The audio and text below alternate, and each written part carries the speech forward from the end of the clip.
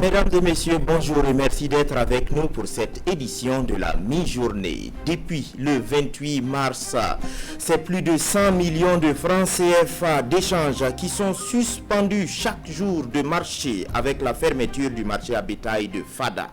Le constat qui se dégage est que l'impact de cette mesure fouette durement les acteurs de la filière et surtout les pays voisins qui se ravitaillent dans ce marché. Des lave-mains à pédales pour éviter de porter la main au robinet après les avoir lavés. La trouvaille est l'œuvre de l'ingénieur électromécanicien Aristide Nyoumou. Son dispositif permet aux usagers d'ouvrir et de fermer le robinet en actionnant une pédale avec le pied.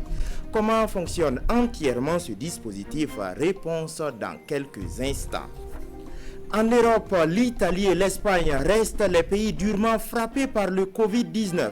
Ces dernières 24 heures, l'Espagne a enregistré 674 décès du fait du coronavirus. Des chiffres qui sont à la baisse selon certains spécialistes qui parlent de lueur d'espoir. Mesdames et messieurs, ce sont là les titres de votre édition de la mi-journée. Bonjour et bienvenue.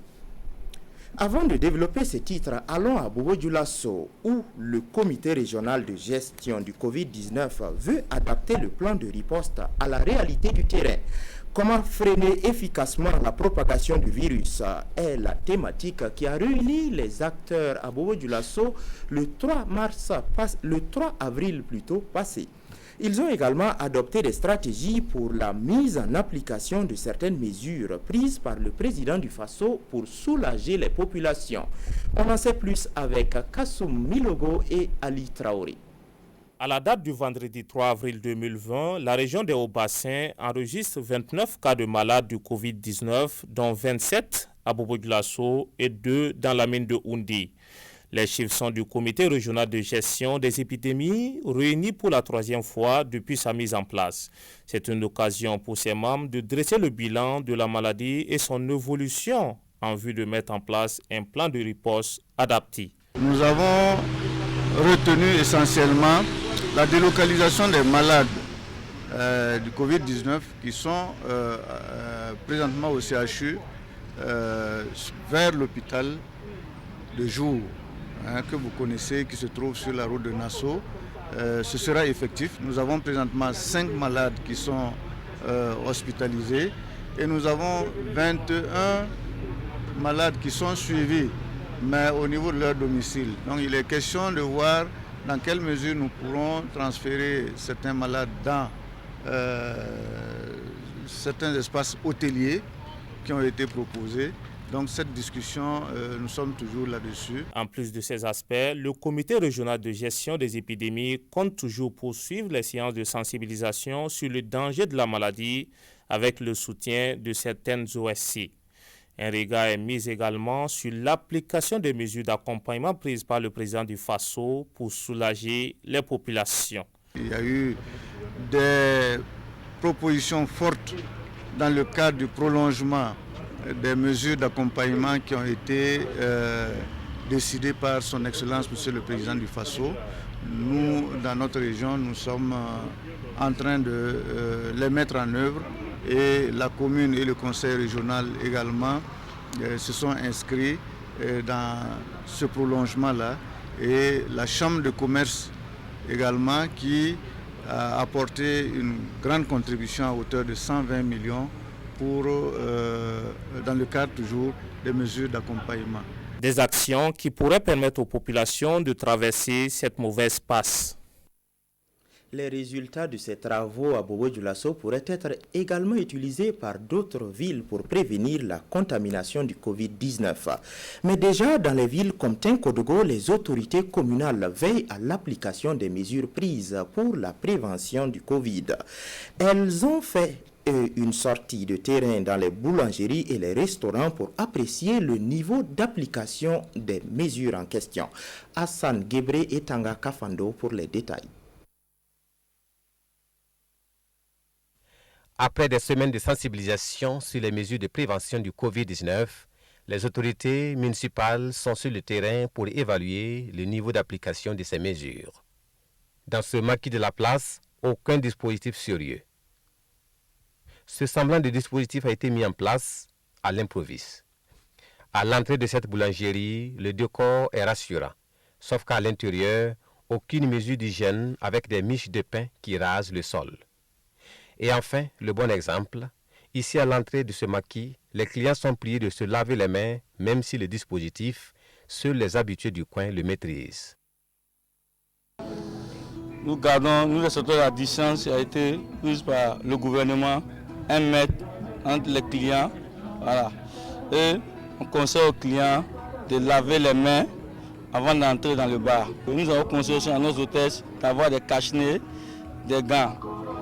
Si maintenant on refuse aussi de servir avec des verres, il manque des verres jetables. Voilà, c'est comme ça. Sauf si le client insiste. Sinon, souvent on sert sans verre. Après avoir visité des maquis, des restaurants, des boulangeries, une banque et un cabaret, plusieurs conclusions et des enseignements à tirer. Et nous avons quand même constaté que la mesure est diversement appliquée. Par moments, nous avons constaté qu'il y a des gens qui appliquent correctement les mesures. Il y en a qui appliquent insuffisamment et d'autres vraiment très insatisfaits. Et donc, nous avons pu apporter des conseils. Et nous pensons que cette visite a été la bienvenue. Et surtout que MCD, qui sont les agents de santé, ils ont bien voulu nous accompagner pour nous assister techniquement. Et nous pensons qu'en tout cas, cette visite a été très positive et nous ne comptons pas nous arrêter là. Pour les autorités communales, cette sortie n'est qu'un simple rappel, à l'issue duquel elles seront obligées de prendre des mesures drastiques pour protéger la santé de la population. Il y a des brebis galeuses. Voilà. Si à l'issue de notre sensibilisation, nous constatons que ça perdure, nous serons obligés quand même de contraindre ces derniers-là au respect strict des mesures. Voilà. Ça peut aller jusqu'à la fermeture. Mais en attendant, la sensibilisation va s'intensifier les jours à venir et chaque acteur est invité à jouer sa partition, même si pour l'heure, heureusement, la région du Centre-Est enregistre 0 cas du Covid-19. La lutte contre le Covid-19 est également d'actualité dans la commune de Gawa. Une délégation du conseil municipal a effectué une sortie de terrain dans les restaurants et les cabarets pour voir les mesures prises pour la prévention. Et le constat fait lors de cette descente est que les mesures ne sont pas respectées à la lettre. Et pire, il y a des populations qui font de la résistance. On voit cela avec Oumarou Sayon et Lambert Soma. Se protéger, voilà, de suivre ce que le gouvernement nous demande de faire, voilà, de pratiquer les gestes de barrière, de ne plus se saluer main à main, et de tousser dans le coude, d'éternuer dans le coude, et surtout de respecter le couvre-feu. Ces messages de lutte contre le Covid-19 auraient été repris en chanson par ces DJ de Gawa afin de sensibiliser les populations. Mais pour l'heure, ces derniers sirotent quelques boissons dans cette buvette. La propriétaire des lieux a déjà vu une partie de ces chaises saisies pour non-respect des consignes. Ils sont venus ramasser. Vous avez payé? Vous n'avez pas encore payé. Ça veut dire que si vous ramassez aujourd'hui encore, c'est doublé, non? C'est ça que vous voulez? Mais est-ce que tu sais pourquoi on a dit de ne pas faire ça? Oui. C'est pourquoi? C'est pour la maladie. C'est pour la maladie. Donc toi tu veux que la maladie là n'a qu'à rentrer à Gawa? Non. Mais ce que tu es en train de faire là, c'est pour que la maladie rentre à Gawa. À quelques pas de la gare centrale de Gawa, des maquis et restaurants sont alignés. Dans l'un d'entre eux, notre caméra n'est pas la bienvenue. On est déjà passé ici là. On a dit quoi? Voilà. C'est pas parce que c'est le domaine public. C'est loin du domaine public. Voilà, il n'y a pas de problème. On a dit ça. On a dit que les regroupements dans les bars, c'est interdit. Dans les restaurants, c'est interdit. Au terrain des commerçants, ces FDS disent ignorer l'interdiction de s'asseoir dans les maquis et buvettes. Qu'à cela ne tienne, Siakre Kambo poursuit sa visite dans ce cabaret. Là aussi, il y a problème. Nous sommes au courant de l'interdiction du regroupement des clients dans le cabaret. C'est pourquoi nous évitons de faire sortir les bancs. Mais quand les clients viennent, ils les font sortir d'eux-mêmes. À Gawa, il y a aussi des gérants de maquis et restaurants qui respectent les règles dans cette lutte contre le Covid-19. Si tu ne veux pas emporter aussi, tu ne bois pas notre bière. Si tu veux emporter, on consigne la bouteille. Si tu amènes la bouteille, on te donne ton argent. C'est ça, on fait ça ici. Manger aussi, C'est comme ça. Malgré qu'on a fermé la porte, il vient. Si on dit qu'il n'y a pas de chaise pour s'asseoir, il prend les tables pour s'asseoir. Mais tout ça, on a essayé de voir. Bon, il y a des gens qui comprennent, mais il y a des gens aussi qui sont un peu compliqués.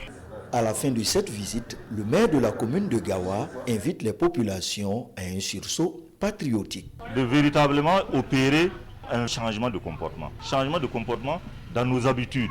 Malheureusement, lorsque nous avons fait le tour de la ville également, nous avons remarqué que certains citoyens censés, n'est-ce pas, accompagner la commune à faire respecter les différentes mesures sont les mêmes personnes qui sont assises par-ci, par-là et ne contribuent pas, si vous voulez, à faire respecter ces mesures. Dans le cadre de la lutte contre le Covid-19, la mairie de Gawa entend intensifier les contrôles pour que les populations adoptent les bons gestes.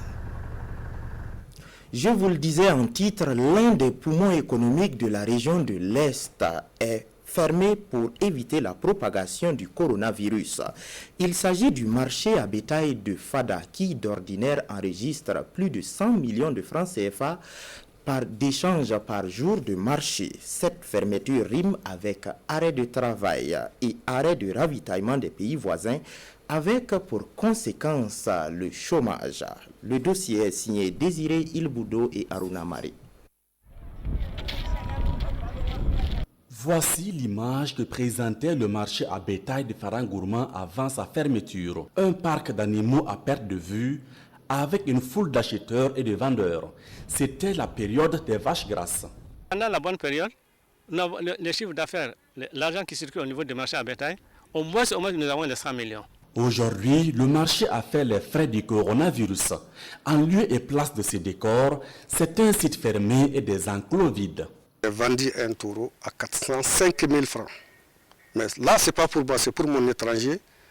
Il a amené le taureau alors que le marché était fermé. Nous perdons, on ne gagne pas. On a payé 3 sacs de sang du tourteau pour donner à l'animal. Ça aussi, c'est une perte. Avant sa fermeture, le marché à bétail de Farangourma se tenait tous les dimanches. Les gros clients venaient de l'intérieur et parfois des pays comme le Togo, le Ghana, le Bénin et même du Nigeria. Petits et gros ruminants s'arrachaient comme de petits pains et parfois à prix d'or. Le gros ruminant, en tout cas, on peut avoir 400 000 par marché, 300 000 par marché. Et le petit ruminant, comme c'est ça qui rentre plus, on peut avoir peut-être 700 000, 800 000 francs par marché. Carrefour d'envergure sous-régionale, le marché à bétail de Farangourma était donc la vache à lait d'une multitude d'acteurs directs et indirects. Les chiffres sur le potentiel de ce marché demeurent éloquents. On peut avoir 1700 en gros têtes de bovins qui rentrent. Ça, c'est ce qui rentre. Et généralement, en février, là, on prend la moyenne. Sur les 1700, on a 1160 têtes qui ont été écoulées. Ça, c'est le gros bétail. Les petits ruminants, nous avons 6326 qui sont rentrés. Hebdomadairement, une moyenne. Voilà. Et sur les 6000, il faut dire qu'environ 5000 et 5250 sont vendus. Les localités qui s'approvisionnent à partir de là, il peut y avoir peut-être une flambée parce qu'il n'y aura pas la demande, l'offre ne pourra pas vraiment couvrir la demande. Ça peut entraîner, mais au niveau régional, provincial ici, ça va même amener une baisse des prix parce que les gens, comme ils ne peuvent plus venir ici, ils sont obligés de liquider ça sur place. Le marché à bétail de Farangourma générait également d'importantes ressources au profit de la commune. Sa fermeture est donc un manque à gagner dans les finances du conseil municipal. Notre commune, c'est à la limite un désastre. Et tous les jours de marché, en tout cas pour cette période-là, on avait en moyenne 1 million et demi le jour de marché, en termes de recettes pour la commune. Il y a toute une économie informelle qui tourne autour de ça. Les petits vendeurs, les restauratrices, les parkers. Et bon, c'est toute cette économie-là qui s'effondre, quoi. Tous les acteurs fondent l'espoir sur une fin rapide du coronavirus au Burkina Faso, condition sine qua non de la reprise des affaires et surtout de soulagement pour toute la population. Tout comme les acteurs du marché à bétail de Fada, les commerçants de Banfora et de Sendou vivent des désagréments similaires. Depuis le 30 mars passé, les autorités régionales ont décidé de la fermeture de ces marchés et cela semble avoir de fâcheuses conséquences sur les affaires dans la région des Cascades. Joindre les deux bouts commence à être un parcours de combattant pour bon nombre de vendeurs. Toutefois, il y en a qui développent des stratégies pour obtenir leur pitance quotidienne. Drissa Traoré, Siriki Milogo et Kadou Romenki. Le marché même est déjà fermé il y a longtemps. Il n'y a pas de marché. On n'a rien. Ce témoignage de Salimata Diallo en dit long. Précédemment installé au marché central de Banfora, cet espace lui sert désormais de lieu de commerce. Nous travaillons du jour au lendemain, on vit du jour au lendemain. Tu vois, aujourd'hui, tu pars préparer le lendemain. Mais si on vient nous brutaliser, fermer le marché net, on nous dit aujourd'hui on doit fermer le marché, le lendemain net on ferme le marché. Réellement, c'est brusque pour nous. Comme elle, nombreux sont les commerçants qui assistent avec impuissance à l'abandon de leurs étals et autres hangars. En lieu et place, ce grain de thé pour s'échanger les idées. C'est depuis à 8 h qu'on est là assis, on est en train de faire du thé. Parce que le marché il est fermé, on n'a plus d'autres activités à faire. C'était notre seul soutien dans la vie. C'est à cause du marché que nous on vivait. Cette situation est consécutive à la mesure de fermeture des marchés. Une décision prise pour contrer la propagation du Covid-19. C'est des femmes qui vendent tous des légumes. Elles ont trouvé bon de venir... en tout cas, se réfugier ici en attendant que la mesure de relève me suive. Un lieu qui peut regrouper plus de 50 personnes, nous avons fait des équipes et nous avons sonné tous ces coins. C'est au vu de tout cela, une semaine après, nous avons procédé à l'évaluation où le maire lui-même en personne est rentré à l'intérieur des différents marchés et nous avons procédé à des sensibilisations et nous avons fait une réunion avec les délégués. Et c'est à l'issue de ça maintenant, de façon consensuelle, nous avons décidé de la fermeture des marchés du secteur 1 et du secteur 7. Autre lieu, autre constat. Nous sommes dans la cité des Pics. Ici, la nouvelle de la fermeture des marchés passe mal. Tous reconnaissent cependant le bien fondé de la mesure. N'empêche qu'elle soit diversement appréciée par les acteurs du commerce à Sendou. Cette mesure pèse beaucoup sur nos activités. Avant, les affaires ne marchaient même pas. Maintenant, si on doit tout fermer, ce n'est pas du tout simple. Mais si c'est à ce prix qu'on doit venir à bout de cette maladie, on n'a pas d'autre choix. Sans vous mentir, ça a beaucoup joué. Vous êtes venus, vous avez vu, il n'y a même pas un seul client. C'est moi et puis mes travailleurs seulement qui sont là. Si tu vois que tu travailles parce que tu es en bonne santé, et si tu n'es pas en bonne santé, tu ne peux pas travailler. On aimerait vraiment qu'ils trouvent une solution adéquate. En attendant la levée de cette mesure, qui n'est pas sans conséquence sur les affaires des commerçants dans les Cascades, tous sont unanimes que sans la santé, aucune activité ne peut prospérer.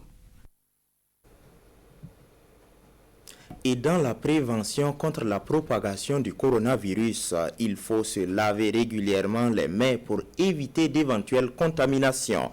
Mais dans ce processus de lavage des mains, on peut se retrouver à salir ses mains en tentant de refermer le robinet.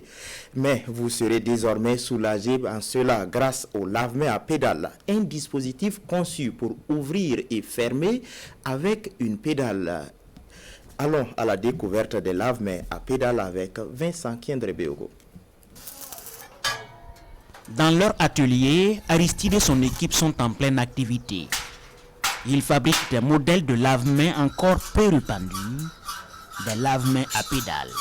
L'idée est venue depuis les années de l'épidémie Ebola dans les pays de Centrafrique. Et malheureusement que cette épidémie n'est pas arrivée dans nos pays. Aujourd'hui, nous sommes face à une situation de pandémie qui est généralisée et mondiale, ce qui fait que nous avons émis l'idée de produire des dispositifs de lavage de mains à pédale, de sorte qu'on n'ait pas à toucher au robinet. Ici, on mesure, on coupe, on modèle les matériaux métalliques qui sont ensuite soudés ou vissés.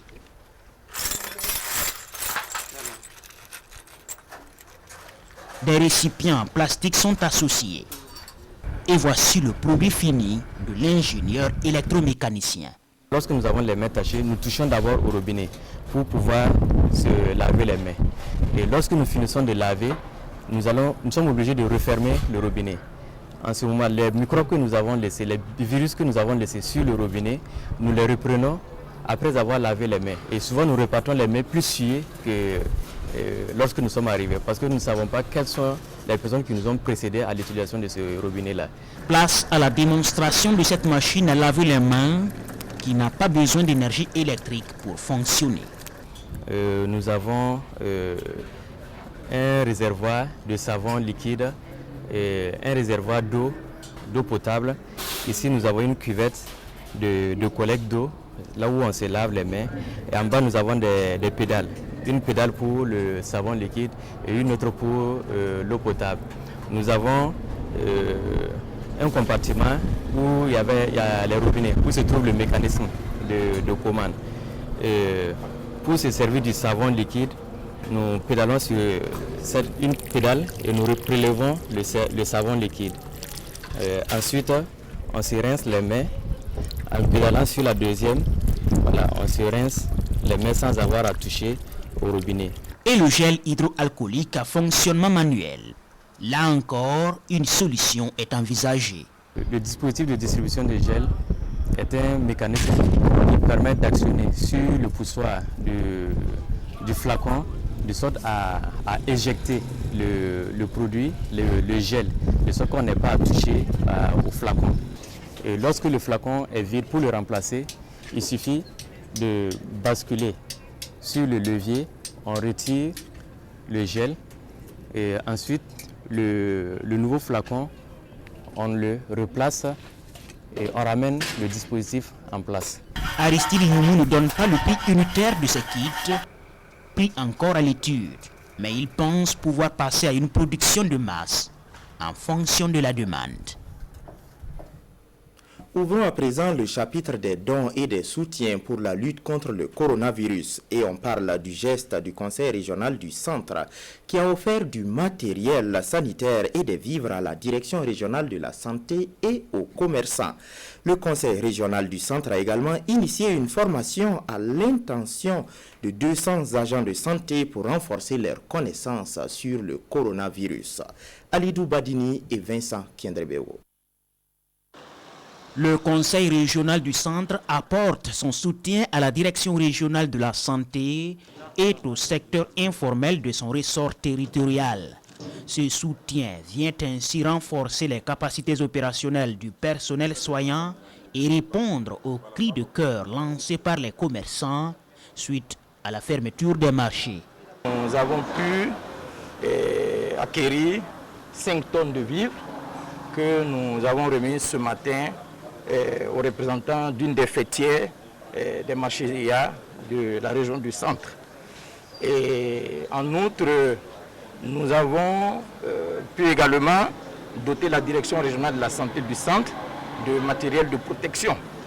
Nous accompagnons depuis ce matin et ce jusqu'à demain la formation de 200 agents des ICP de la région du Centre et de 5 districts sanitaires, donc 40 agents par district sanitaire. Et en réponse à ce geste de solidarité manifesté à leur endroit, les bénéficiaires se réjouissent et rassurent, le matériel reçu sera utilisé à bon escient. Vous constatez avec moi que c'est un sentiment de joie qui nous anime aujourd'hui, de savoir que les autorités locales, les collectivités locales nous accompagnent et accompagnent le ministère de la Santé dans cette lutte contre la pandémie au Covid-19.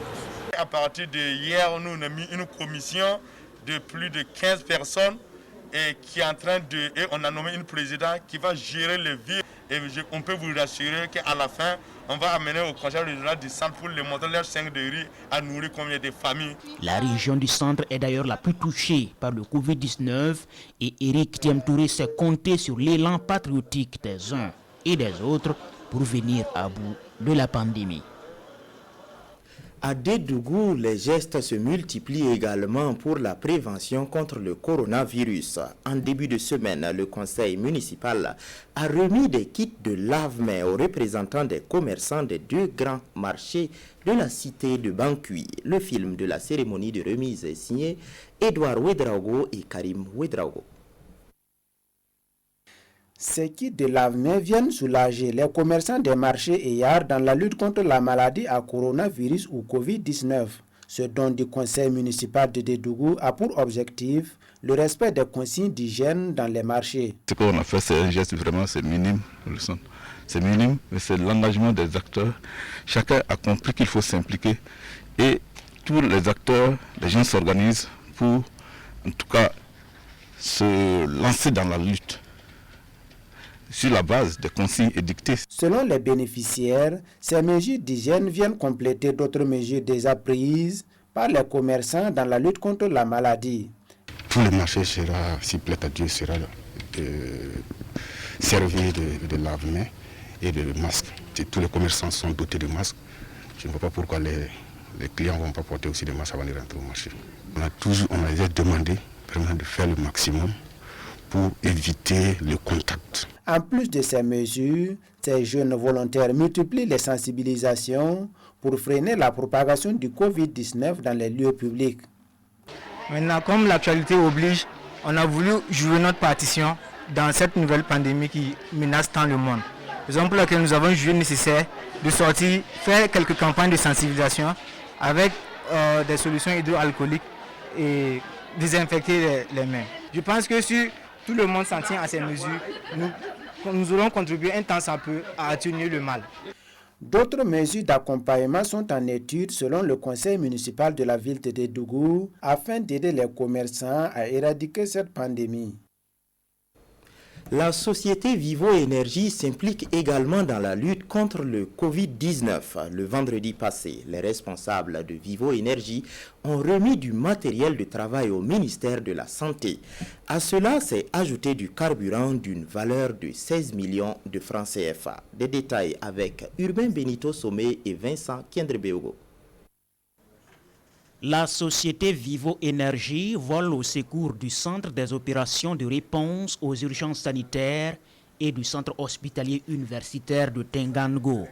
Avec du matériel de protection et du carburant, la société d'hydrocarbures satisfait ainsi un pan des besoins à elle adressés par le ministère de la Santé. Suite à l'arrivée de la pandémie au Burkina Faso, nous nous sommes sentis interpellés et avons estimé qu'il était de notre devoir en tant qu'entreprise citoyenne de contribuer et d'apporter notre aide au ministère de la Santé. Nous avons donc approché le ministère de la Santé et nous lui avons demandé quels étaient ses besoins dans le cadre de la lutte contre cette pandémie-là. Et c'est là qu'il nous a fait la liste. Et donc nous avons vu ce qu'on pouvait acheter et on leur a envoyé ce soir. D'une valeur totale de 16 millions de francs CFA, ce geste offre de meilleures perspectives de couverture et d'intervention pour le personnel soignant et les équipes mobiles. Foi du directeur de cabinet du ministère de la Santé. Ce carburant va nous servir sur le terrain. Vous savez que c'est beaucoup de déplacements. Les équipes d'intervention rapide sortent énormément. Vous le savez bien, le numéro 3535 est beaucoup sollicité. Et ce sont des gens qui veulent qu'on vienne les prélever. Et donc ça fait beaucoup de déplacements. À Tengango aussi c'est pareil, les ambulances sortent et ça fait beaucoup de consommation de carburant. Ce carburant va effectivement servir à cela. Et selon Vivo Énergie, ce soutien n'est qu'une marque de leur engagement aux côtés du ministère de la Santé qui lutte sans relâche pour barrer la route au Covid-19 au Burkina Faso. En Italie et en Espagne, les 2 pays européens les plus touchés par le coronavirus, le nombre de décès est en baisse. Cependant, les autorités interpellent leurs citoyens à ne pas baisser la vigilance pour ne pas occasionner de nouvelles vagues de contamination. Par conséquent, les mesures de confinement qui durent depuis 4 semaines en Italie pourraient être prolongées. En Italie, encore un signe encourageant dans le difficile combat contre le coronavirus. Pour la première fois, le nombre d'hospitalisations en soins intensifs a diminué. Il est repassé sous la barre des 4000. Le nombre de décès est également en recul. Les autorités se gardent bien de crier victoire, mais elles veulent croire que les mesures de confinement commencent à prouver leur efficacité. Ne pas sortir de chez soi, ne pas risquer d'engorger un peu plus les hôpitaux, cela suppose que les personnels soignants se rendent eux-mêmes chez les malades tout en leur apportant les médicaments dont ils ont besoin. C'est ce que fait ce médecin dans la région de Plaisance, dans le nord du pays. Ça servira à quoi d'aller chez les gens et de leur laisser l'ordonnance, vu qu'ils ne peuvent pas sortir pour aller acheter les médicaments? On s'organise donc pour leur apporter leur traitement. Et puis les gens, même très malades, apprécient de nous voir, et tous, ils nous le disent. Ils disent, on ne s'en sortira peut-être pas, mais au moins vous êtes venus. Et pour nous médecins, ce genre de témoignage, ça n'a pas de prix.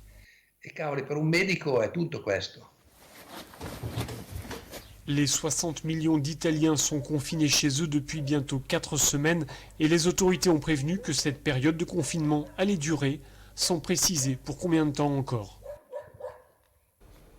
Ce journal s'achève ici. Merci de l'avoir suivi. Bonne suite de programmes sur la télévision du Burkina.